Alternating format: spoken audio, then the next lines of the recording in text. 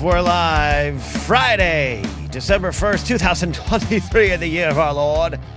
I'm Ken Napzok. That's Alden Diaz, and welcome back to Anytime with Ken and Alden. Alden, we return after an unplanned week off. Yeah, we took the Thanksgiving holiday off, and suddenly it's the last month of 2023. That I refuse to believe that. This is true. That's not true. This is true. If you just joined us, this is our look at news, world events, pop culture, how it affects those things, how those things affect pop culture. It's all here, and plus we have some fun segments. At least we hope they're fun. I'll do a news wrap-up, and at the end of the show, Alden, we have a spot for questions. If you want to super chat us with questions or just ask questions and join the conversation during the show, we'll take some big ones and put them towards the end. Yeah? Yeah, absolutely. I'm looking here. There's something happened. Behind on news, something's going on. It happened like an hour ago. Okay, I'm not sure what everybody's talking about. We got breaking here. news? Oh, Santos. Oh, don't worry. We got it. Oh, yeah. I've been working to the clock. You scared me. I thought something went wrong with the stream. You had that look on your face like, we're no longer live. I was afraid that there was a celebrity death while we were introing or something. Oh, no. Well, I will say, Supreme Court Justice Sandra Day O'Connor passed away at 93. Not in the news, and we'll get into a controversial but also weirdly celebrated passing as well. Not weirdly, a celebrated passing. But yeah, sometimes we're just here to talk about some of the news that's going on, Alden. Yes, absolutely. And thank you, everybody, for tuning in. Got lots of our friends here. Laserball, David McKay, Andy, Jared, Andrew Cunningham. Thank you all for tuning in. Very excited to be here. Yeah. This has been, like you said, a weird week of celebrating for some dark reasons.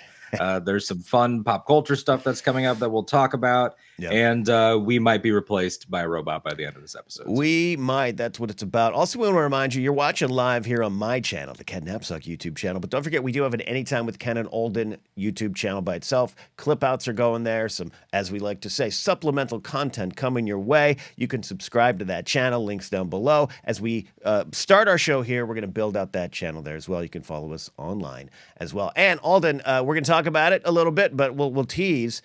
You and I and some wonderful folks work on Casterly Talk, our Game of Thrones, Lord of the Rings, Willow podcast and YouTube channel, and we might be doing something very soon because of something happening this weekend.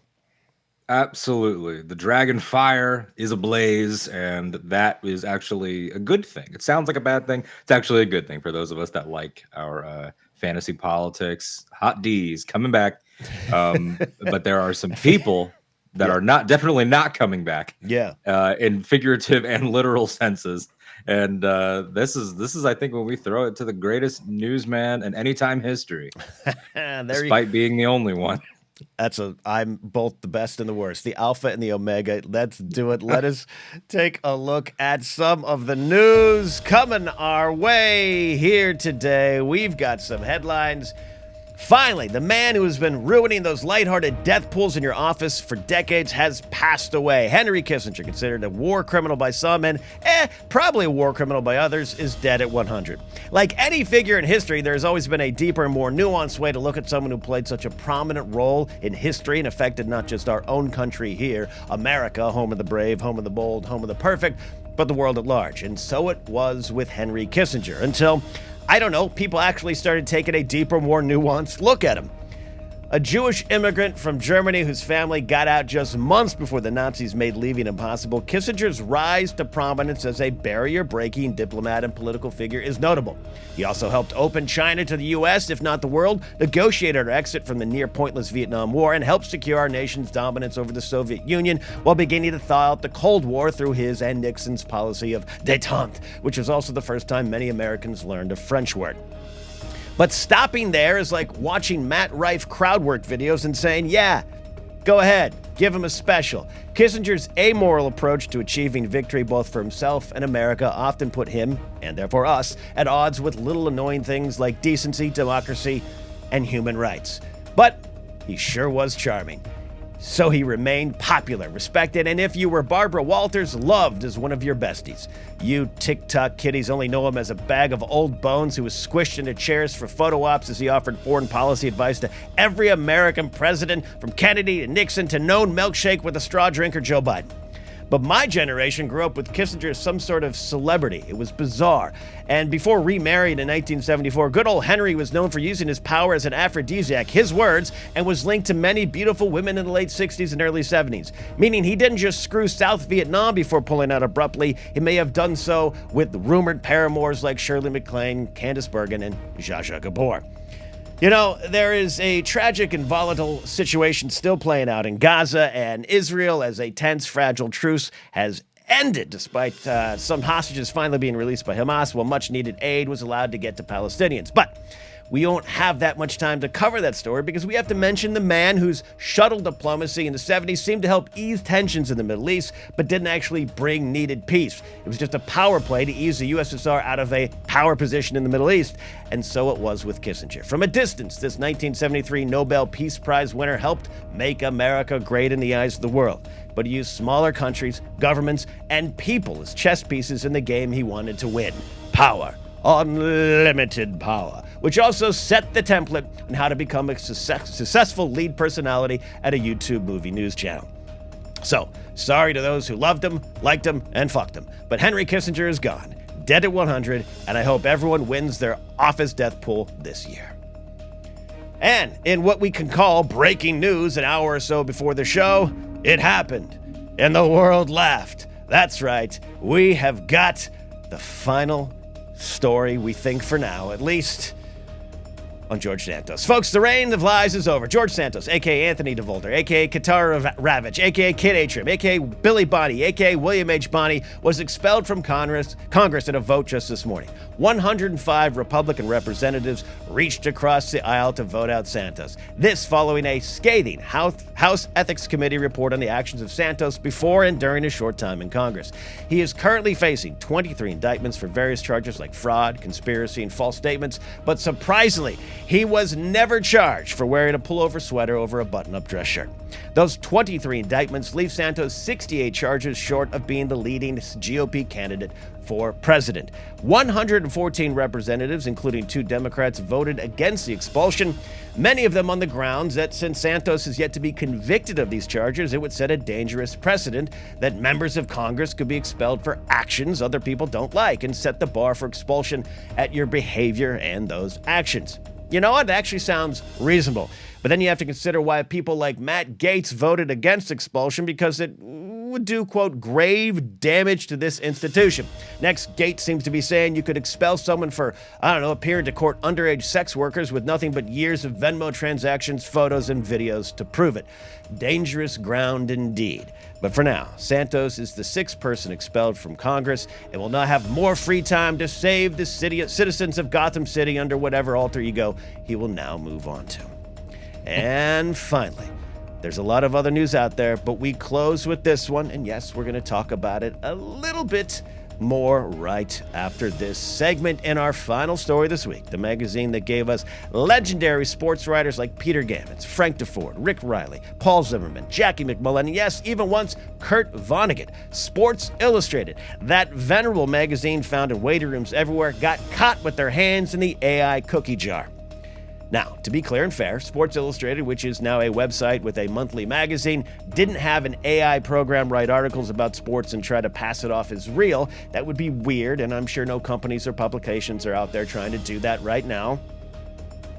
But SI had hired a company called Advon Commerce, itself a name that sounds like it was created by an AI program trying to act normal, created product review stories to be run under the SI banner. These articles was said to have been written by authors such as Drew Ortiz, shown here looking nothing like a character you created for Mass Effect when you were stoned and holding up a mirror. A big fan of being outdoors, Drew was happy to review some products for you to use in said outdoors. But, and this will shock you, Drew Ortiz is not real, and he had brought with him many other not real writer friends. Sports Illustrated denied knowing that this is what they hired Advon Commerce for, and all the articles were immediately pulled. Next, you're going to tell me that those Sports Illustrated swimsuit issues I stuffed under my bed had photos that were altered as well. Please no. Sports Illustrated announced an internal investigation, probably to find out who leaked their diabolical plan to the world and cut ties with the company they claim is responsible. Representatives from Advon Commerce were reached for comment, but none was given because clearly it's a company run by Cylons looking to destroy Earth like they did Caprica. It's all just another sign that the world we live in is rapidly devolving into the plot of Wall-E, and there's nothing we can do about it as long as profit is being made for those at the top. That's the news. Alden, anything you want to talk about? Oh, man. I am just...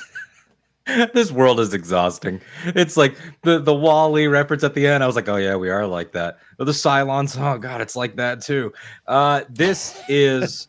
I mean, the AI focus is where I want to go, but I must pause just for a brief moment to address, of course. I mean, this is massive. This is a world event, the death of Kissinger. And I just want to say, for everybody out there that's been making memes, you're doing great work. You're doing the Lord's work on these memes. They've been excellent. And in celebratory news, though, we've got some people very excited. Trey, excited. Ken reading the news just feels right. I agree. It's been fun. But this AI story, is where we definitely want to go, because not only is it prescient and important for right now, but it directly affects us, literally us, Ken and Alden. It affects us. It affects our family members, our peers, many of our collaborators. I mean, this is something as iconic as Sports Illustrated, a magazine that I have quite literally never picked up once in my life, but understand. Really? You were just a sport guy. You stayed to sport and sporting news, not Sports Illustrated. I got it. 100%. Yeah, exactly. It is horrifying to know that not only are the legacy trades in Hollywood shifting to clickbait, rumors, and bullshit, but now the legacy publications of the sports world are, whether they're doing it directly for their material, are in business with people that are comfortable doing this and not being transparent about it. It's really terrifying, especially considering our brushes with AI and our brushes with generative versus non, all these terms. It's scary. Yeah, no, and this is something we're going to talk about often here, because it's going to keep coming up, and we're God bless the memes as our many systems. Yeah, and we will also have a deeper discussion on the idea of disruption is destruction. And my friend Ken Plume, who has been in the podcast game since the very beginning, is someone who can attest to the dangers of that directly. So this is probably the first of many conversations. But yeah, I'm with you, Alden, on there's a lot to talk about. I want to disclose up top, I use AI programs for some things, meaning I have an app that is an AI-based app for stand-up that records my stand-up and it tracks the words and themes and stuff, but I don't use it to write jokes. I don't use it to create jokes. I use it to track. I've used things for research, resumes, and I'm one of those people that believes the future is here. How best do we use what's here, right? And this is an example of a company, a venerable company that's been struggling. They're down to once a month. That probably doesn't mean as much to someone like you who said, hey, and I'm not even joking here. I didn't read Sports Illustrated. It was weekly. It was a staple. It was the authority in the sports world. They're now down to a website once a month because the world has changed. So they're trying to adapt. And this idea that, hey, let's go this way. And I do believe this is truly a hand caught in the cookie jar thing. Whether or not everyone knew what Advon Commerce was doing by creating Drew Ortiz and all these people, maybe that would be determined. But they knew what they were doing. They were trying to cut costs, but keep content going. And that's the dangerous slope that starts to happen. Absolutely. And I'm glad you highlighted that there is a place for these tools. I mean, tools have to be used responsibly. This is a conversation for another podcast, another two podcasts, both of which we host, our Star Wars shows, but it's been there. The voices, the faces, it's been at, companies and offices that some people Ken Knapsack have worked, it's happened. But it's not always necessarily evil if it is there to help an artist. I mean, look at the Beatles. They just had a little tune Yeah, come yeah. out. This is something I'm pretty staunch defender on. I think what they did with that song, Now and Then, and Lennon's vocals, and what they had done previously in even the '90s was an early swing at that kind of thing. Not AI tech, but just like how do we work with what we had and make it brush it up for the present. And I think it's fine and it's powerful, but it can be used wrong. And if it were to come out that no, this was a completely John Lennon created vocal, like this AI music singer songwriter thing. This I'm Anna, Indiana, the first Oh world's God, first. yeah. That is frightening stuff. Not Mm-hmm. not that someone even tried it, but that other people are. I've seen tweets of like, oh, we got this. We don't even need singer songwriters anymore. That's where it starts getting scary. But I Exactly. don't want to be one of those folks or ever be considered as someone who doesn't look at new tech and how it can help us. And I think AI in its many forms can potentially help us and has been helping us. Right? AI is just a buzzword to describe some Yes. stuff that's been around for a bit. 100%. I mean, I have one of my best friends works in game dev, and he's in his master's program right now and working with a lot of pros and working on placement. So he's brushing up against the the new standards and then the new Mm, things, and he's having to find his place. And part of that is concept art teams. It's the industry of crunch. It's the yeah. industry that will destroy people with burnout. And so the concept art teams have decided, well, we can use this to our benefit as a tool to show us 5 or 6 starting points, and then that's the one. Okay, let's move in. Now it's time to get personal, and that sounds to me logical. There are Yeah. lots of Yeah. ways that sound logical, but then you look at an industry that we both come from, radio. I mean, how long until there's no more spot work for jocks? How long Yeah. until all the copy is being written this way? Like, I'm sure Right. it's happening. I I'm have no sure it's doubt. happening. I'm sure it's happening, and we're going to talk. We didn't really discuss it before the show, Alden. I'm really ready to directly talk about you and I experienced this time last year, actually. But Mhm. yeah, I just applied for some part-time radio jock jobs as well, and I actually was surprised that still exists. That you couldn't just have create some AI character. I'm Rock McGee, and here's the tunes, and you probably could. And I saw this great comment from our friend Jared, the Dark Jedi, who was really just such a light in the universe. The dark is confusing him. AI can be an incredible supplemental resource. The fact that all the suits refuse to let AI work as a tool, but instead let it be used to replace people. Now AI is a boogeyman. Yeah, that's the difference, and that's what I think this. Sports Illustrated thing is about. They need this content. Let's do product reviews. So instead of, and I'm not saying this should be it, but instead of hiring some, youngster for $20 an article, which does happen at other, movie news sites and everything, that's a horrible rate. But instead of even doing that, let's hire this company and they'll just spit this stuff out. We won't check on it, or we'll be very aware what's going on. Now we're caught, and now the reputation is hurt. That's where the problem starts to happen, when the people, the resources, the lives are directly affected. That's what's scary. Absolutely. And there's betrayals to, I mean, you don't want to say betrayals to the brand, like the brand as a person, but the people that make it. I mean, IO9 Gizmodo, a popular Hmm. internet entertainment website, they had a controversy just a few months ago, similar, where an article, a write up was, pretty standard fare, just an entertainment news piece was written, AI generative, chat GPT esque Yeah. performance stuff. And the editors and staff did not know this was the parent company that Yes. came in and did it. Yes. And so then they were caught off guard. And then it's like, oh, now something that I morally disagree with or ethically or creatively disagree with has become my coworker in a sense without my consent or without my know-how. I now stand for this. Yeah. I now am helping advertise this. Very, very slippery. And that's a perfect time for you to bring up what you Yeah. teased So there was something that we went through. yeah, and I'm going to try to, I've been wanting to just out and out say this, and I think it's been maybe slipped out in other spots, but so there's some people at this company still that have no say in this decision, fought against Mhm. it, are still fighting against it, and are friends of mine. I won't say them by name to drag them directly into a conversation. But you and I last year at this time had jobs for Fandom on a freelance Mhm. basis. Fandom, of course, owns all the wikis in the world, a couple million wikis, and they needed trivia questions on each of those wikis because they could sell probably ads against it. It was part of what made the money on the wikis. And what ended up happening is they tried to bring in a few writers. They brought in me, I brought in you to just write 5 to 10 trivia questions per each wiki. And that's not just Star Wars. That's Luke Skywalker, Han Solo, Infus Nest, lightsaber. Anything that had a wiki page could have, and they needed trivia questions on them. If you go there now, some of them, I think Palpatine's mine. You and I got this job. It was, hey, $10 a set of questions and whatever. And it was a perfect part-time remote job for people like us in this business, working freelance and independent contractors. It lasted about a month. We had to fight to get paid, and we were replaced by AI. Not by the people that hired us, not by my friend who works there and brought me in, but by 3 or 4 people at the top that thought, well, these are just trivia questions. Who cares? Let's have a program do it, and it's going to spit them all out. We'll have all these 2 million pages covered. We don't have to pay anybody. It's not going to take any time.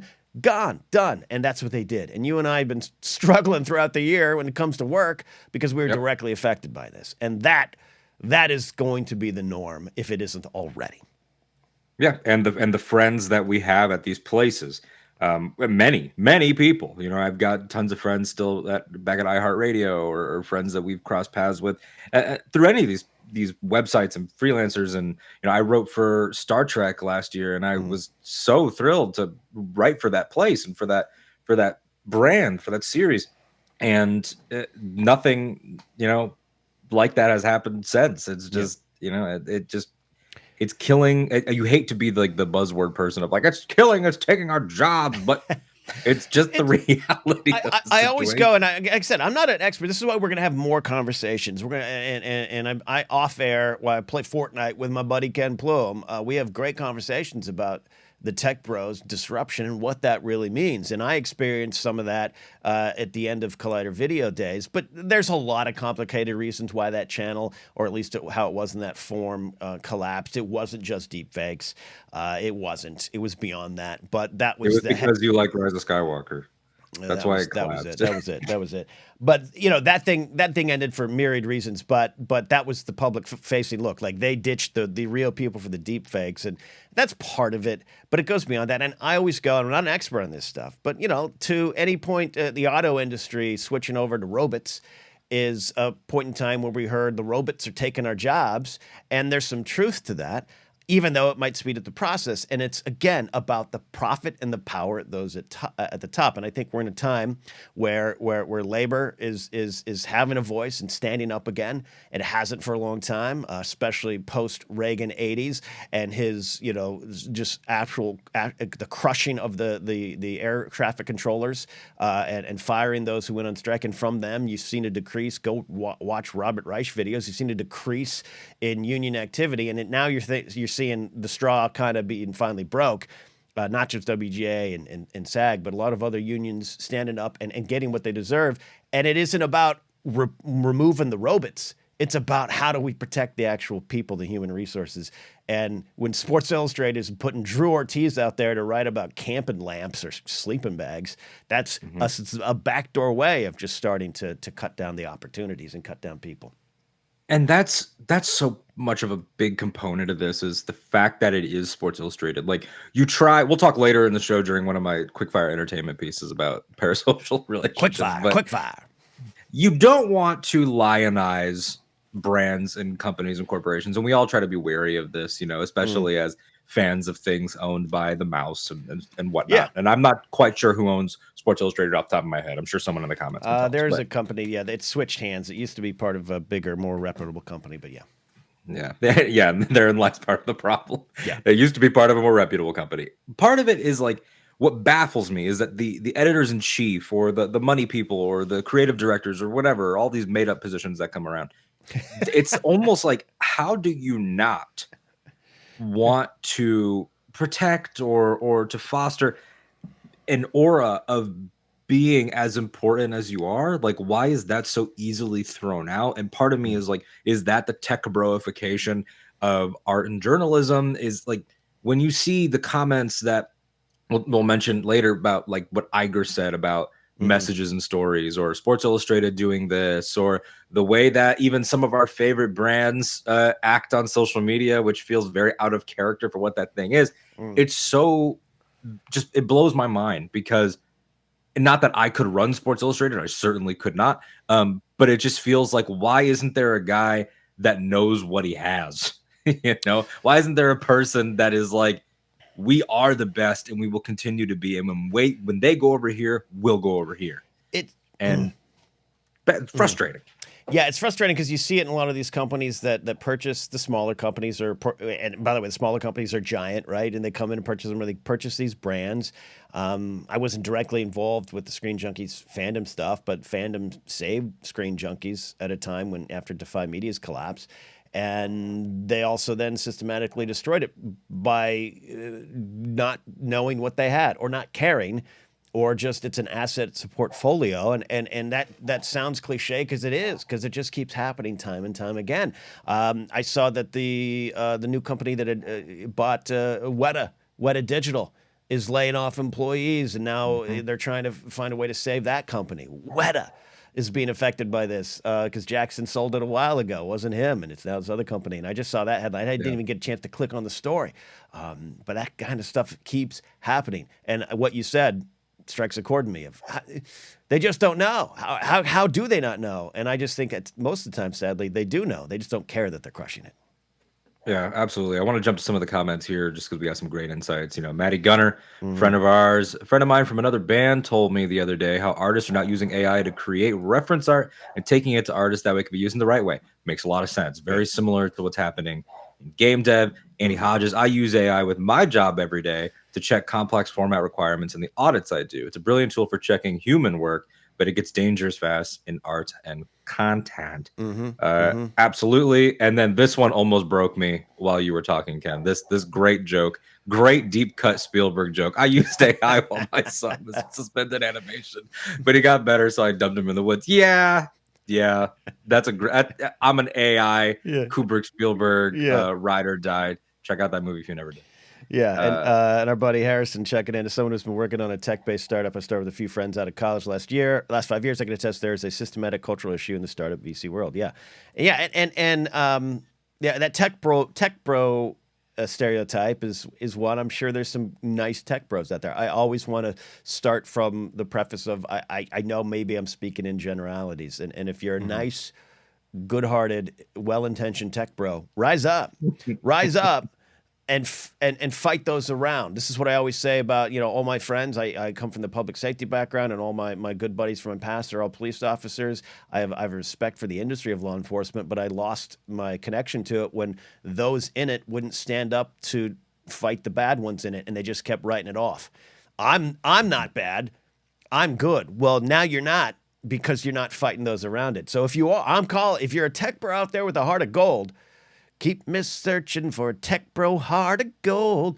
Let us know. But also, you got to fight what's going on, because this keeps happening over and over and over. Or maybe you just want to be on the cover of Forbes 500 and then be indicted and in prison within 2 years. And also, if you're one of those good tech bros and you want to fund a weekly talk show and bring us into your fold, we are taking applications for partners. Unite the bros. # unite the bros. What is going? Yeah, that's your example couldn't be more perfect, because it is the example. Yeah. In any field, people that are afraid to stand up because they are personally offended by the bad apples paradigm, it's logically bankrupt at that point, because there's an opportunity for you, even on a selfish level. There's an opportunity for you to dispel some of the narratives about yourself. It's really, what is it? Cutting off your nose, spite your face? I always confuse that. Cut off the nose to spite your face. That sounds good for me. I'm a dumb man. Maddie Gunner, call for the riders of Brohand. Side note, I want to get back to and close on some thoughts on SI again. But you were talking about the tech bro, and maybe the taken back of the word bro, because I'm someone who got accused of being a film bro, which couldn't be more true, just because I was working with some folks that were. I was the kid that got beat up by the bros in junior high and elementary school for wearing a Return of the Jedi shirt. But hey, sure, whatever. Speaking generalities, we all do. But I love that Travis Kelce, with this whole Taylor Swift thing, I saw this tweet. He's reclaiming the word bro for good. It's just a good-natured dude that likes sports, petting dogs, eating wings, and dating Taylor Swift. And that people are like, hey, maybe not all of them are bad. Anyways, complete side note. But yeah, as we start to focus in on the end of this conversation, Alden, thoughts on a company like Sports Illustrated completely sullying their reputation. Is this worth the cost? They're already in the dumper. I don't, and I'll be, some people just probably won't give a damn. Maybe they'd give a damn more if it was like, again, I'm Sports McGee, and here's my article on the Los Angeles Chargers game, and it was completely Yeah. fake. Maybe that would affect more people than camping gear articles. Yeah, it's interesting because again, it's a little bit of the outsider's perspective for me because I don't have much of a connection to that world, but it just feels like, are we headed for a world where there are no legacy trades, brands, publications left, where it truly is the Wild West, and you know, Billy Sports Kid 69 is as reputable as Sports Illustrated 10 years from now? It, And there is no like, because there, you as a vet of the digital media space, there was a time when you could be like, all right, don't put too much stock in that tweet, let's go over here to Variety, Vanity Fair, Hollywood Reporter. yeah. Are those days dying when that distinction and those delineations don't matter? That freaks me out. Yeah. I mean, look at what Variety continues to do to their coverage of the Marvels and Nia DaCosta and all that stuff going with that film. Yeah, it's all kind of slid back into the same pool of slurp, I think. Yeah, in the early days. I mean, again, the early days. In the early days, when my buddies started Schmoes Know, we all mocked them because we were like, "What are you doing reviewing movies on YouTube?" But them being the first to get into an official critics organization was groundbreaking at the time, but also might have opened the Pandora's box of who you let in. But I think going forward, it's just the individual actions, the individual tweets and coverage and articles from these companies that will be the deciding factor for me. And I do want a certain level. I don't like gatekeeping. The look what we're doing now. This is my channel. We're doing a news show. No one's telling us yes or no. I think that's valuable to the world, but also Yeah. who rises to the top. So like for me, I don't read Sports Illustrated anymore, but now I will always have in the back of my head as a longtime sports fan, as a guy who read Peter Gammons and Paul Zimmerman, the Z-Man, Dr. Z, every week. I'll have in the back of my head that you replaced writers of articles of product reviews. Who's next? And I'll always have an eye open. They'd have to win me back. Absolutely. Got comments here from Trey Mitchell. Sports writing online has been slowly dying. I do fear that AI write-ups of games are coming. And right here, this one right here from 8984M, watching lots of sports. I don't trust AI to understand the dynamics of the sports, the human dynamics of it. That to me, and of course this incredible point about not wanting to pay, but the humanity of it, of where an athlete is at, what a coach's career has been, the circumstances of the game, the pressure that was mounting beforehand. These are things that you fundamentally cannot get a chat GPT to grasp. Yeah. It can only quote someone. Yeah, and that's the humanity aspect is something I want to discuss too, and that's something I want to bring in our pal Joseph Scrimshaw on, who has some beautiful words to say about the fight for humanity. So that's a conversation we're going to have, or maybe early 2024. That's what that Anna, Indiana thing might just be a fun little novelty. A AI singer-songwriter. It looked like a nightmare listening to her sing it and talk, and everything looks bad. But that the tech will improve, right? The tech will improve to the point where maybe one day you won't be able to tell if it's fake or not. But that's all a novelty until the people who react to it, like, yeah, this song, what was it? It was like Abandoned by This Town or something like that. Oh, this is as good as anyone else, and that's the loss of humanity, the loss of the pain and the experiences and the joy and love and warmth that go into art is not replaceable. But there's a lot of people out there who just, you saw it in the WJ strike when that hit first. Oh, these writers shouldn't go on strike. Their scripts suck anyways, says Twitter bro 94211, and that's scary for me. That's what this could lead to. Do people care? Is the big question.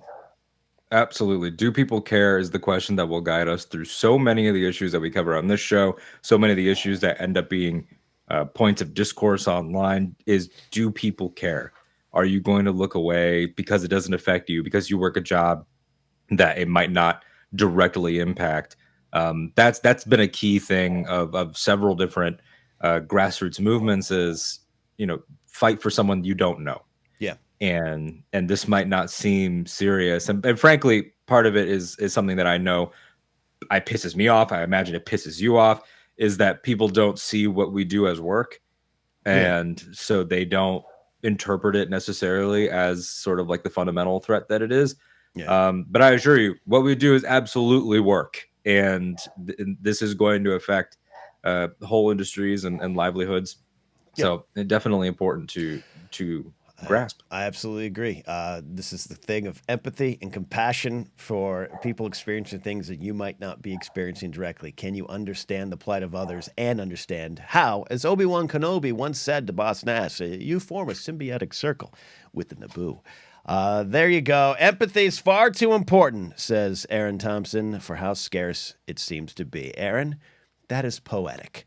And I think you should write a song based around that lyric and not a computer. I agree.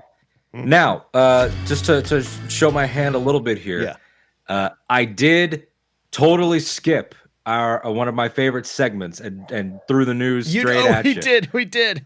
I That's did. okay. So I'm gonna do it here. We're still to learning. Lift the mood. I'm gonna do it here to lift the mood. I forgot that I had my boy Ben waiting in the wings. It's time for what Ben Affleck are we this week? And Ken, we're Sonic Change. Yes, indeed. We are shifting the tone. Yeah, let's do it right. Alden, what Ben Affleck are we? Today we are Happy Dad Pizza Bookstore Ben Affleck. Look at that. These photos came out. I did the decent thing and blocked the literal child's face out of the photos, unlike the people that actually took these. I think it's very different, just like on a personal, ethical entertainment note, for a celebrity to be expected to be photographed versus a kid. Yeah. Ben Affleck's 14-year-old daughter, Serafina.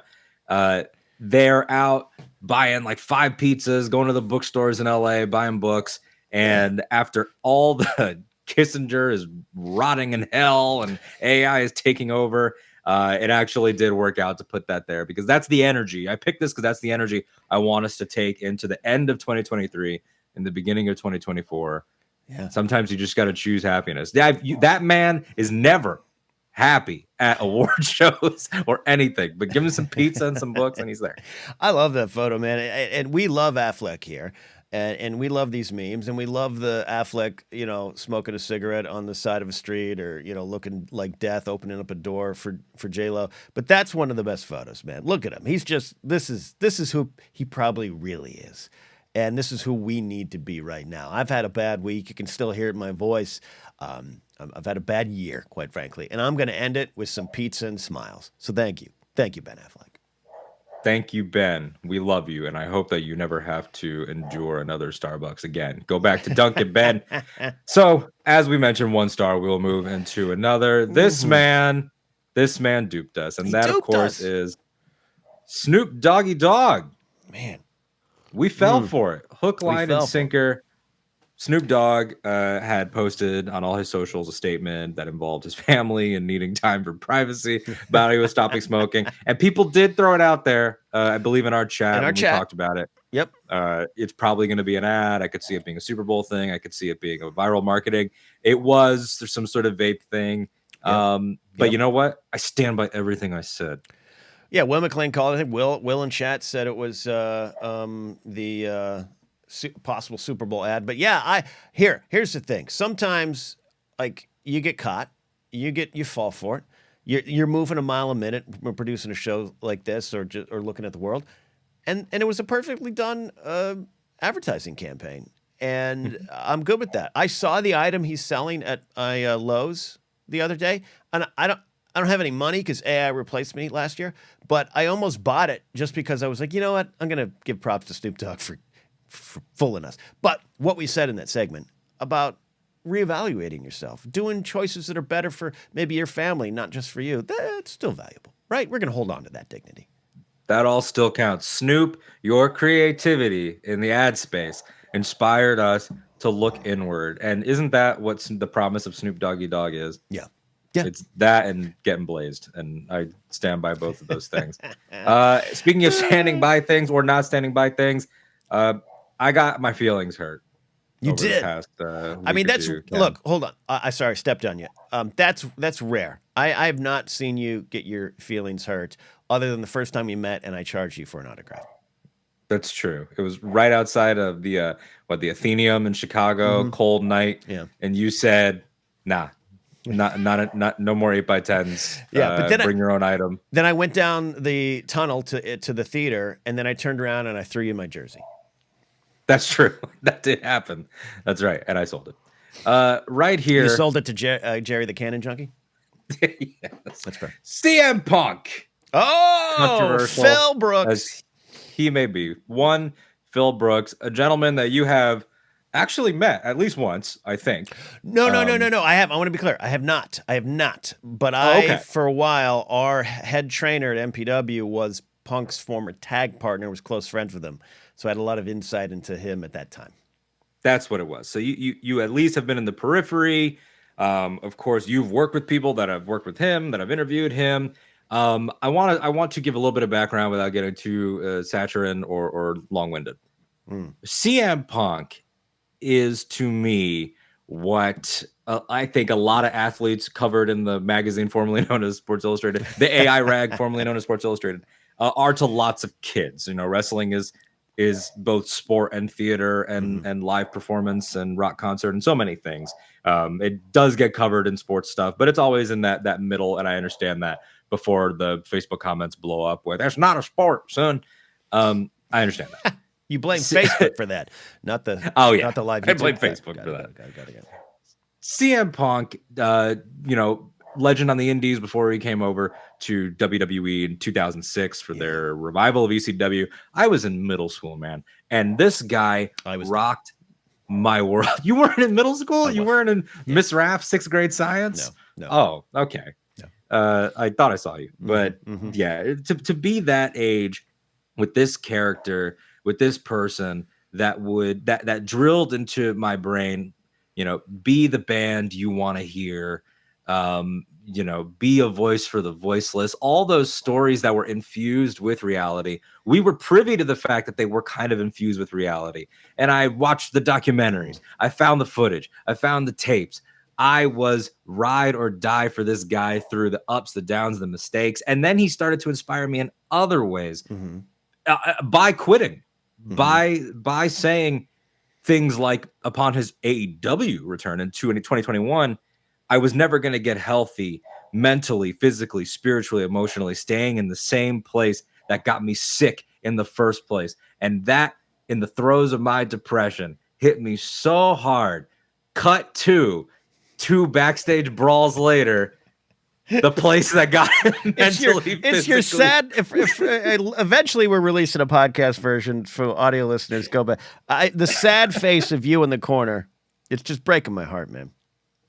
I want everyone to be happy and go where they need to go. I want people to get that money in these hard times.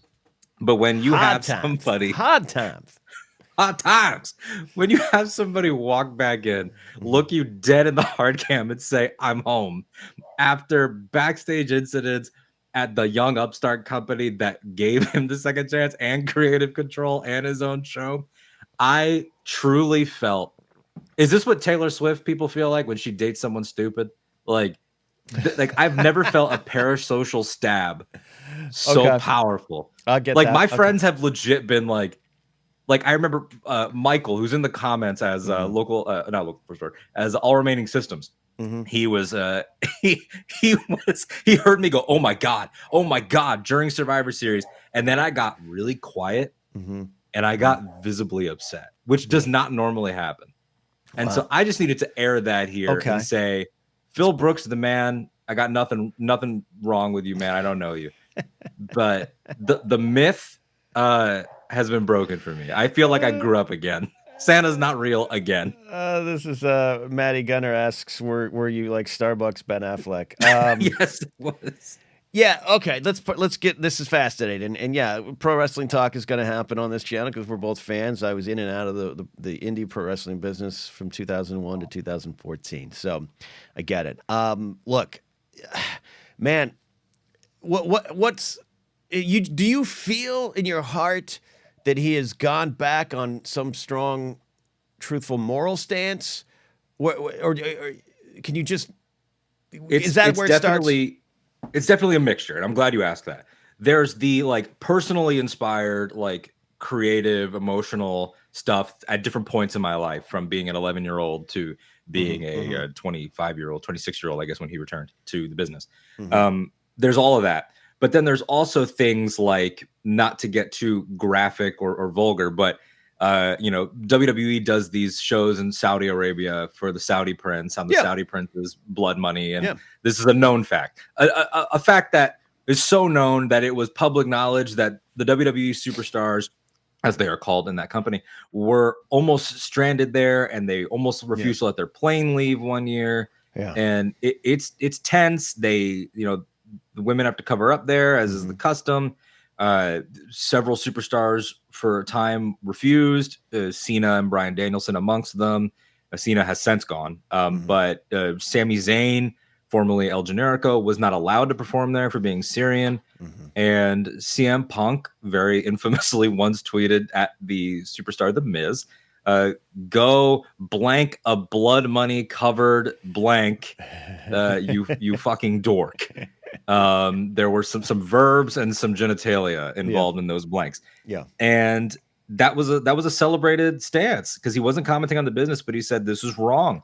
Being out there at AEW crowds and holding up signs saying support LGBTQ plus youth and support trans rights, and doing all those things that WWE, despite their good works with Make-A-Wish and stuff, they do not take stances like that. They do not incorporate things like that. They do not make political stances for progressive values, and they do cover up things like Vince allegations and stuff. So it is a combination of personal disappointment, and also, did one of my favorite artists just go back to the place where money trumps all of those things? Yeah.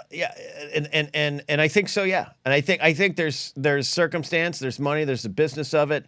Look, I know what you mean, because he's the type of person who has said the right things. He's made the right stances. But also, he's someone who has a reputation of being an asshole, right? Behind the scenes. And I think you and I, a theme since we launched the show has been multiple truths. And that's probably the multiple truths. Also, when I say he's an asshole, again, I haven't met him, but I know people who love him, who have been helped by him, have told me that. Yes. And that's just who he is. Now, it might be for a lot of reasons. You look at his life; he had a tough upbringing. He came from some pain, and it probably still carries that. I bet he's a fascinating guy to talk G.I. Joe with, comic books with. He often doesn't want to talk wrestling, and sometimes he loves does. Last Jedi. He loves Last Jedi. So, he's a real 360-degree person, and he stands by the right things, but also maybe makes some mistakes or does some things that hurt other people, or at times hurt himself. So he's complicated. I'm not rooting against him. I'm not rooting for him at this point. But he was long and has been one of my favorite wrestlers. The Pipe Bomb promos, something I watched live, and it was history in front of your eyes. All this to say, look, sometimes you realize that you made a mistake, or sometimes you grow and change. I'm wondering if he and Trips actually had a good conversation, or if it was just a weird photo that Trips took because CM Punk kind of looks like, we're doing it. Did they have some sort of peace? I don't know. It's complicated, man. It's like people are not all good, which is something that is a fundamental truth. And there's that magical wizarding franchise that shall go unnamed that has a huge theme of that in its 5th installment. We all have this good and bad inside us, is what we choose to act on, and that's so true. And you're right. People that love him deeply will also say, but he's extremely difficult, and all these things. You have like Darren Young, who when he came out as the first out WWE superstar, because Pat Patterson, was their first queer champion, could not be out in those days. And so many more in wrestling, during that time. Exactly. And before. And Darren said, Punk found me in the back and said, if anyone has a problem with you coming out, you tell me and I will handle it. So he has used the same wrath for good and for ill. And so, and you know what? So have I. And that's the thing, is that maybe I see myself conflicted. AD Punk, AD Punk. Yeah. This right here, though, is the most sharp indictment. Hey, CM Punk made by me the way, believe that wrestlers are carnies again. that's amazing. I have no problem with you comparing yourself to CM Punk. If you compared yourself to Nelson Mandela, then I'd have a problem. Punk's up. Oh, if anyone had ever done that, certainly they would not be getting the gigs they're getting. Yeah. It's fascinating. This is all fascinating. He's is who he is, man, and that's what you love and hate. Do you? I don't watch AEW. I don't follow wrestling as much as I used to. I still have the updates. I still follow certain folks on social media, so I'm always aware of what's going on. So I'm aware enough of the situation in AEW that ended it. But again, we're not in those meetings. Did you feel it was justified for him to be cut? I honestly did. Now, because the difference is there were 2 backstage fights. The first one was 5 grown men in view of their disciplinarian. When bad comments were made, people stormed up to the locker room. There was an animal there that needed to be moved to safety, reportedly. It's very hard to comment on these things because it's always the amalgamation of many reports. Yeah. That was, you all need to go into timeout, and they did. We returned, and it was better. Yeah. It's just to see this the biggest tickets sold, underlying tickets sold wrestling show ever from the Young Upstart Company at Wembley Stadium, and the boss is getting fear of violence, putting him like that. Yeah, he did need to be cut, unfortunately. And look, and sometimes there's those truths, and I've been around some situations where some shall we say heads of state of channels were this has happened like 3 times were fired but publicly said they quit, and they were fired for good reason, and that's just the truth of the situation. So Punk's still a better person than those names in my mind. So I don't know, you're heartbroken. I'm trying to make you feel better, but Thank you. To the comment about wrestlers are carnies, I can assure you, despite great advances in the business, despite WWE being a corporation, despite AEW trying to become that larger corporation, and this being TV shows that are being produced weekly, it's all still based on carny stuff. I cannot tell you and cannot stress. There's people right now on Raw and SmackDown that I know and was worked around in the early 2000s and the early 2010s. They are carny folk. Make no mistake. They are carny folk. The folk is what brings it all together. I know. There's at one point a champion at AEW. He had a belt. He had the belt strapped around him. At this very same time, he was on TV at the top of the chain. He was trying to get my friend to help him clear a ticket so he could drive again. Like, they're carny folk. It's fascinating. And what's amazing about wrestling is that, like, what they consider to be like the Gloria days involved things like, this is a real thing for those of you watching, listening, called Wrestler's Court, where they, in a corporation, would settle their problems backstage, and the court was presiding over the court was the literal Undertaker, and that's how they settle things. And they long for those days, so that's how you know they're a kangaroo court in baseball as well too. It's a thing. Anything. All right, I'm sure we'll talk wrestling again. We absolutely will again, but there is one last little entertainment story that we wanted to throw out there. This also hit before the show. Look at these queens right here. Oh, yeah. Oh, they're back, baby. Yes. Rhaenyra Targaryen, Queen Alicent Hightower. House of the Dragon Season 2. This is, of course, a live show if you're listening on the replay. At the time of this recording, the trailer is a day away. First teaser trailer. The show has been gone for quite frankly, too long. And here we are as this begins to ramp up again. And we wanted to take this opportunity, Ken, if you would like to tell the people about the other project that we do, the first project we worked on together, and how that's relevant. Yeah, Casterly Talk is still alive. You can still get the podcast, and you can still go subscribe to the YouTube channel. I think we're close to losing our monetized status because we stopped broadcasting. We're going to keep going, but the strike, even before the strike, some stuff in our own lives kind of kept us from concentrating on it. And I'm okay with, I'd rather not put out shows and episodes as opposed to just half-assed looks at Game of Thrones. Just the reality situation. But we're excited to get back to it, and we're going to find the time to do a little look at this 75-second trailer that's supposed to be coming, this teaser, right? 75 seconds, you said? Yeah, it's supposed to be 75 seconds according to the socials. It's summer 2024, so I would imagine that bigger looks don't really happen until spring.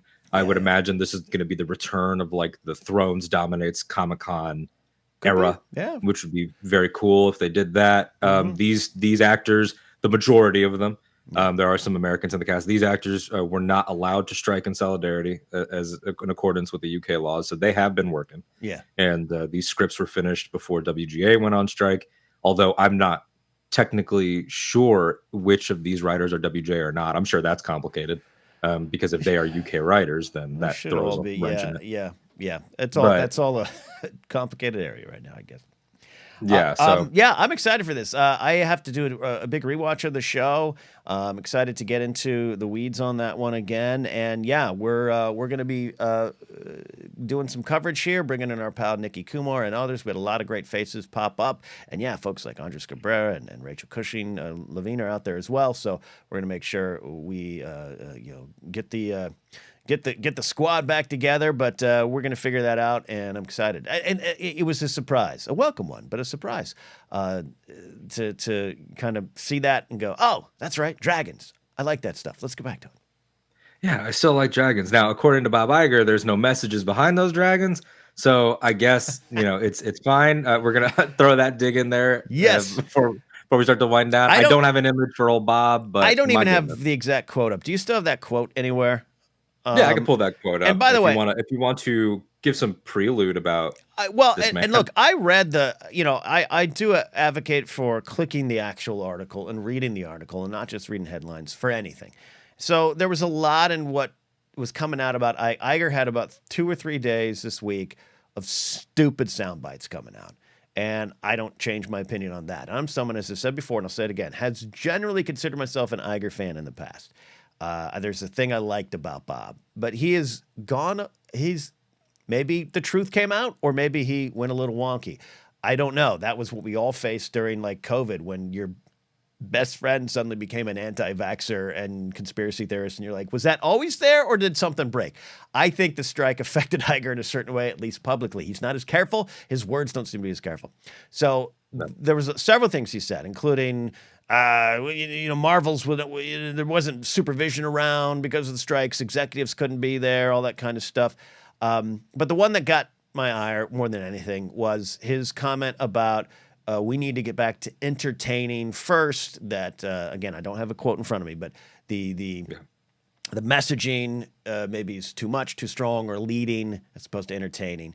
Now, there's some more stuff around it. I want to give him a fair shake to a certain degree, that it wasn't that he was saying erase the messaging, maybe entertain first, blah, blah, blah. But the end result of that is that empowers those who think that messaging in art, films, books, music, shows is new.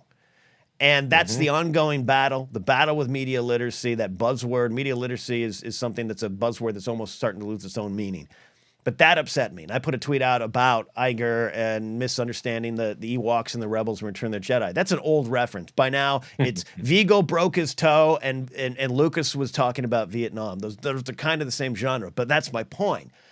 Yeah. At no point do those things lack messaging and clear messaging. That's the problem, is we never saw it as clear messaging. And it was always there. But now this empowers us. And I'm not talking about this Iger comment empowers the alt-right or Reddit threads or, the fandom menace. This empowers the normal people we know in our lives who go, yeah, you're right. The Marvels did have a clear agenda. I've had some friends say that to me. Like, I don't like Marvel, the MCU as much anymore. I think they put agenda before story. The only reason they think that is because people keep saying that's true when it's not necessarily true. Is it more hyper-focused because social media? Because you're now more aware that 3 women, 2 women of color and Brie Larson are leading a movie, and you're just more aware of that now? Yeah. Yeah, because now it definitely looks different than a movie that came out in 1984. But messaging and the art and the meaning behind the art has never been any different. I just watched, sorry, Alden, I'm ranting. I just watched the Max documentary. Thanks, David Zaslav, for keeping that on there long enough for me to watch. You're brave. You're courageous. The documentary about Little Richard. Highly recommend it, because Little Richard is a forgotten legend in many ways. He's a legend, but he was overlooked for so long about basically helping to create rock and roll. And there's a lot of names. Sister Rosetta, not Rosetta, Sharp. A lot of people that helped create rock and roll. And yes, Pat Boone's version of Tutti Frutti was more successful than Little Richard's. But I didn't even know that the original version of Tutti Frutti, Oh Rudy, happy little rock song that your parents probably danced to, was a song about, quite frankly, sex between two men. It was about anal sex. That was the lyrics. That was the song, because that was the community that Little Richard was a part of, and the music, their art, was how they communicated and shared things about their life. That was the 50s. The lyrics got changed, so a little different, but that was what the song was about, whether you knew it or not, whether Bob Iger knew it or not when he danced to it. And his comment has empowered people to believe that art had no meaning up until 2015. And that's where I'm upset. You said it perfectly. All of that is emphatically co-signed by me and people in our chat here. Jared, my ultra right-wing granddad, had his mind blown when I told him that the Ewoks are Vietnam. Yeah, it's all there, and that's the thing, is that it's also not only does like the comment about supervision on the Marvels kind of infantilize these women, that like implying that their film needs supervision, but the entire ethos of the messaging, and he says like there's room for, part of his quote was, there's room for good messages for the world, but we need to remind creators what their job is. And it's like, how condescending is that? And also just disregarding on the company's 100th year that they've made such a big deal about, the fact that your icons were, many of them, first of all, lifted and borrowed, like all of the fairy tale elements, but your icons were built on literally singing their hearts out about desires and messages and lessons. Little Mermaid and the threshold from girlhood to womanhood and wanting to find your place and not understanding that maybe you might need to change. Earlier, you mentioned Wall-E. I was having a blast talking to our friend Nikki the other night, talking about what does Bob Iger think happens in the post end game of Wall-E? Like, does he think that like the little robot whose purpose is to be a compost bot, like, had nothing to say, that they're gonna be like, do a dance, Wall-E, entertain? Like, it's so weird. Where's he been? And I see Harrison in our chat has got a great comment. He's under pressure from activists, investors, and I think that's just highlighting a reality that existed before. He's sole responsibilities to shareholders. I could care about anything else is secondary, and that's 100% true. And that's where we are, and that's what we've seen. The Zaslavs of the world, who can, with a straight face, call himself courageous in a roundabout way for taking a movie back for tax purposes. And again, I'm someone who's, I understand this is business and things happen and shows get canceled and, you can't release ad on TV because the music rights are too expensive. There's realities to the business. I know. Trust me. I've been hit in the face with them several times. But what Harrison's saying is true, and that's what's more evident now. This was always, and George Lucas would have said that, hey, the old names that ran the town, for better or worse, started to go away, and corporations bought the studios from them, from these families and from these names about the time George was coming up, and that was, the change was then. So this too has always been present, and to fight against that has been the artist telling their stories, telling their political stories, often from a left-leaning point of view. That's probably reality, not always the case, but that's been present too. So I agree with Harrison. It's unfortunate. There's nothing much to do other than I'm going to keep screaming to the rooftops about this kind of stuff. But this is what it's about. These stories mean this, Ahsoka is a story about many things, but a lot of it is a post-pandemic reconnection. Secret Invasion, a show I know a lot of people don't like. I get it. I finished it. I like it. My friend worked on it. And I told her after the first episode, I go, this show seems to be about a world where truth is questioned in a post-Trump world and reality. And where a time where, because of the circumstances of the world and things we're experiencing, people who you thought you trusted or thought you knew are revealing different identities about themselves. And my friend said, that's amazing. How did you figure that out? Because that's literally what we talked about in the writer's room. This is a post-Trump commentary. Now, whether the show worked or not, whether everyone liked it, that good themes and ideas don't necessarily always translate into good execution of a show. I understand that, but that was present. That was there. And no matter what, no matter what Iger thinks, no matter what anyone Yeah. else thinks, and I And think you know what the Bob knows difference is? better. You know what the difference is? We're not gonna, go naming names, but when your friend, you told me that when your friend said, "That's amazing. How did you know?" You want to know why Ken knew? Because there's a difference between watching things and just looking at them. Yeah. And there seems to be a lot of just looking at them, and we forget sort of the context of how everything that we discuss on this show and many other shows discuss are linked. Yeah. Just today in this hour and 5 minutes, as I say this, we've talked about the death of a war criminal, the rise of AI, getting our hearts broken by athletes and artists. Like all of these things inform the art that you and I make, that our friends make, that will be made. I'm rewatching Mad Men right now, and there's a quote that I love that's talking about it's right after Kennedy is assassinated, and Don Draper, impeccably played by John Hamm, says, "There are people out there who buy things, people like you and me, and something happened, something terrible. And the way that they saw themselves is gone." And that is so poignant for everything. I mean, there's a reason why Nolan's Batman films are more concerned with surveillance than the recent Batman film, because that was '08. Yeah. That was very much post 9/11. Yeah. Whereas now we're finally at the point where it's like, maybe we feel okay at the airport. Maybe we are fine with the airport now. And those little adjustments are things that you would think somebody would understand, but maybe when you have a private jet, you don't think about it. Yeah. Yeah, and Harrison, always with some good points. I really love your comments, Harrison. I think that's why it's important to criticize the systems that cause people to behave that way rather than just the individuals. Bob Iger isn't necessarily uniquely bad. He's incentivized to be this way. I really agree with that. This is Very true. This is the Zaslav. By the way, I never even know if I say his name right. I don't care. But this is what's going on with him a lot, where he gets bonuses based on cash flow, profit, and so not putting things out and losing money. Boom! That's how it works for him. And that's the problem with the system as well. I always say I'm always for the free market in concept. That sounds really great. Let me know when it actually begins, because we've never really had it. Oh, Ken, let me ask you an important question. Do you have song lyrics that can make me feel better about this? Like I said, I've had a very, very tough year. I've had a tough couple weeks. I know you have as well, Alden.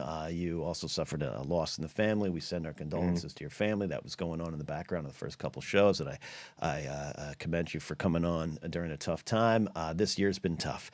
So that's why when I need some inspiration, I go to my queen and her princess at her side this time. Our pop rock word of wisdom to leave on, sponsored by my show, Pop Rock and Radio. Check it out on Mixcloud, is Lady Gaga with a little help from Ariana Grande. It's coming down on me, Alden. Water like misery. It's coming down on me.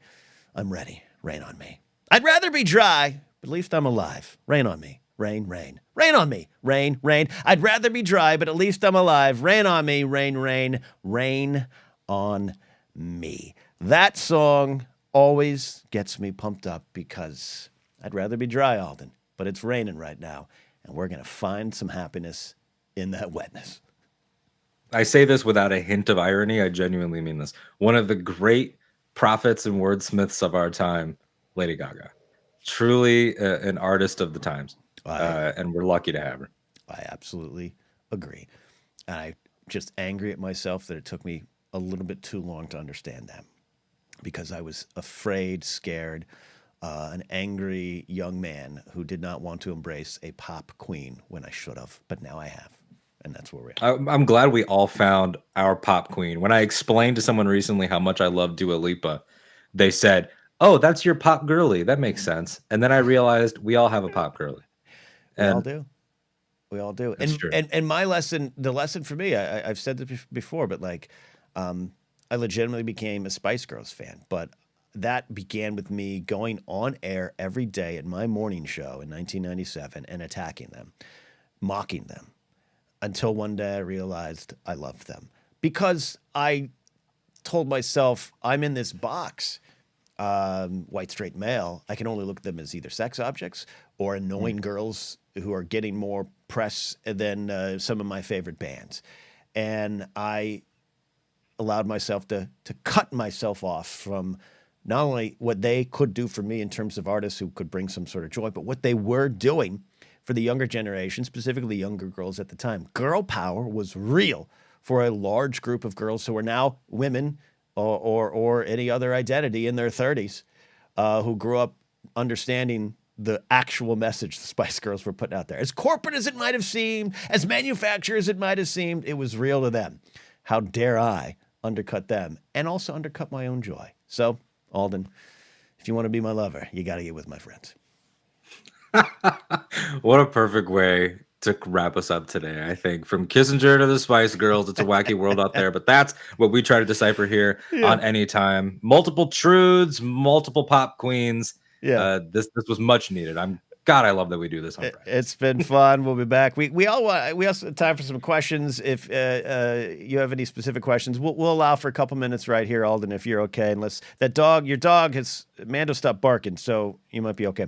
But we do want to highlight this super chat from our buddy Harrison. Really enjoying these shows. Appreciate you guys in these conversations. And in truth, we are only just beginning. And I mentioned some of the stuff going on behind the scenes that we launched the show and some stuff was circling around our own lives. This is what I'm calling a soft launch in 2023, 2024. Guests, segments, regular correspondence, supplemental content, that word we all love. It's all there. So subscribe to our own YouTube channel, Anytime with Ken and Alden. Links down below. But keep watching here on my channel as well. So there you go. Any final questions? Now's the time, Alden. If you see anything, let's get to it. Otherwise, we can get on out of here because I'm out of my tea. Yeah, I'm going to do a little bit of a sift here through the comments. If anybody has any thoughts on anything we talked about or anything that you would like to see us talk about, also hit us up at Ken Napzok and at that Alden Diaz to throw questions our way as the week comes in. Here we go. Florida beaches or Cali beaches? We have a Florida resident and a California resident here. However, only one of us grew up on the beach. Yes. I have only been to Orlando, to the convention center and some places around there, and had dinner in some Disney adjacent place. I love Cali beaches, but I grew up on Pismo Beach. I grew up on what we call the Central Coast of California, even though it's still about 2 or 3 hours south of the central part of California. And they are wonderful, cold beaches. I don't really even like SoCal beaches. I don't go to Malibu. I've been to Santa Monica like 10 times in my 25 years in LA. I like cold beaches with pine trees on them, beaches that need hoodies, require hoodies and sweatpants most of the time, fog in the morning, fog over the ocean. I don't go in the ocean. It's too cold. Those are my kind of beaches. I don't think that's what I'd get in Florida. No, Florida beaches are, and I'm not a beach person. I mean, I have like 3 of these black sweaters. Like, I am very much an indoor ghoul creature. Florida beaches are about partying. Okay. I can't speak for California beaches. I've only been to California twice, and they were both for Star Wars related events. Yeah. I understand though that they are very rooted in sports, in music, in a subculture. Florida beaches are about getting effed up, and you can't remember the next day. Gotcha. And gorging on food and Latin dance, which is the best part. Pismo Beach attracts all the inlanders from Bakersfield. Every year during what would be spring break, you need to avoid downtown Pismo Beach in San Luis Obispo because everyone comes over from Bakersfield or a lot of the inland parts of California. And they're a vibe, is all I'll say. Similar to that, but different vibes. Very nice here. All right. My buddy, I got one here for a buddy, Kingsport Cal. East Coast or West Side, says Kingsport Cal from Kingsport, Tennessee. One of my favorites, even though he's sometimes, he's a sassy one. Look, I love going to the East Coast. All my life, people said, are you from New York? Because you feel like a New Yorker, both in the way you kind of talk and view the world and your comedy. And I finally got out there, and I love it. And I love the vibe. I love D.C., too. I really love D.C. I'm going to Boston for the first time ever in April. Mark Ellis and I doing a comedy show there. But man, there's just some West Coast bias for me. I just love the West Coast. I'm going to Mark Ellis. I going to be doing with Lisa Wallen doing a comedy show in 2 shows actually in Seattle at Capitol Hill Comedy/Bar, December 22nd, 23rd. Come check us out if you're up there. I love Washington. I love my time I've spent in Oregon. I spent a lot of time in Corvallis during a couple summers, and I love California. I am going to say I don't care. And that sounds like a cop out. But like I've spent so much time in Florida, which is the worst part of the East Coast. I'm originally from Connecticut, which I have great love for. Yeah. I love Connecticut. I love New York. I enjoy it here. But I also, when I went to LA for the first time, yeah, it could be the rose-colored lenses of a tourist, but I felt it. I really was like, this is a very special place. Yeah. However, I've never loved being in a place as much as I love being in Chicago, which doesn't fit either of these. So I could take any of them or leave them. Chicago's great. Yeah. There's a lot. Here's the other point. There's a lot of great places in our country and a lot of great places in the world too, as well. Andy Hodges, I got one. Do you got one popping up? I got this one here. From Andy Hodges. I got him starred there. What are you reading right now? I am reading Reign of Terror, How 9/11 Destabilized America and Produced Trump. It's some exciting, fun, light reading. It's a very fun and light. I, on the fandom side of things, am finishing E.K. Johnson's Crimson Climb. The Kira. I forgot that was out. Yeah, it's out. So that's the story of Kira. In the 3-year gap in Solo. I also have Eye of Darkness by George Mann, a High Republic book next on deck. But the reason it's taken me so long for Crimson Climb is because I keep bouncing to Werner Herzog's memoir, which is called Every Man for Himself and God Against All, which is quite possibly the greatest book title ever. Highly recommend, especially because he narrates it. Shall we celebrate the closing of our shared narrative with a libation? Oh, he's the greatest. Awesome. Great question, Andy. Harrison says, sounds interesting, though. It is. It's very interesting there. All right. Couple more there. I got this one for our buddy, Matty Gunner. Alden, you were in London, so maybe you can have a good answer for this too. Dream upper crust sandwich filling. Upper crust is the sandwich company in the UK that I'm obsessed with. Joseph Scrimshaw, when we landed in London, was like, I cannot wait for you to try an upper crust sandwich. I know you're going to love them because I know you're a sandwich freak, and I did love them, and I can't shut up about them. And they are sandwiches that are long. They're sandwiches. But what do we mean? What exactly do we mean about sandwich filling? Because I did not have one of these. What like do we mean like a sauce that's in the sandwich? No, because you could do that, but the appeal to me of upper crust sandwiches, they're designed for the London metropolitan folks on the go that need to eat food on subway. So these sandwiches can fit straight into your mouth, right? It's almost graphic in the best giggity way possible. But like a mozzarella cheese with a lettuce. They're not messy. They're easy to eat. So like it's simple. So it's like maybe ham and cheddar just down the row right there. Yeah, it's like a sword. It's a sandwich that's a sword that goes straight into your gullet. I kind of love that. Could I do one filled with like teriyaki chicken? I'm sure you could. They had some fancy ones. Yeah. I can't wait to get back to London for a lot of reasons, but one of them, truthfully, I'm not lying. If you know me, this is true. It's upper crust sandwiches. You're very passionate about holdable foods. Foods that can be grasped. I got her. Someone. What time was that? One. Okay. 1:18. 1:18. 1:18. You just described my life. I'm very passionate about holdable foods. I'm gonna have to make a shirt of that. That is absolutely true. My old roommate used to mock me by saying my favorite food group is purple.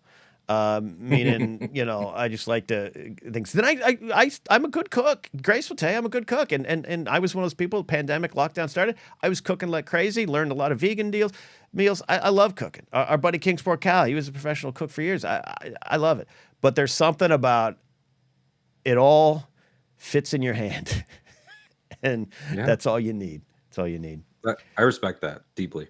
Oh my God. We got our buddy Dorina, DJ Bruja. Can we get Lady Gaga to primary Joe Biden or run for the third party of Little Monsters? Hey, look, I am all support Biden because the alternative is destructive. I'm going to be honest with that. But do we need eventually other candidates, maybe more well-rounded characters? I'm not going to vote for The Rock. I love The Rock. I'm not going to vote for Dwayne Johnson, but I would vote for Lady Gaga. Not just for her music, man. Go listen to her interviews. The way she talks about things, the way her understanding of how she works, how she fails, how she succeeds, how we all can come together. It's all real. When I was at Dodger Stadium for that concert, you felt the energy of 55,000 people who know that when they go to that show, they get to be themselves. She's a powerful force. Maybe one day. And thank you for the super chat. Also, if you're on Mixcloud listening to my show, Pop Rockin' Radio, please find DJ Bruja's channel. She's starting a new music show. I got a little sneak preview of what's to come, and it's fantastic. And Dorina's always been one of our favorites. And a guest built for this show, someone who's never been shy to speak her truth and the truth of the world through a political eye. 100%. The anti-consumerism Barbie, the legend. And I love that you brought that up. And I will say, my favorite pop queen cannot run because she's British. But I am all for pop queens rocking the vote. Yeah, absolutely.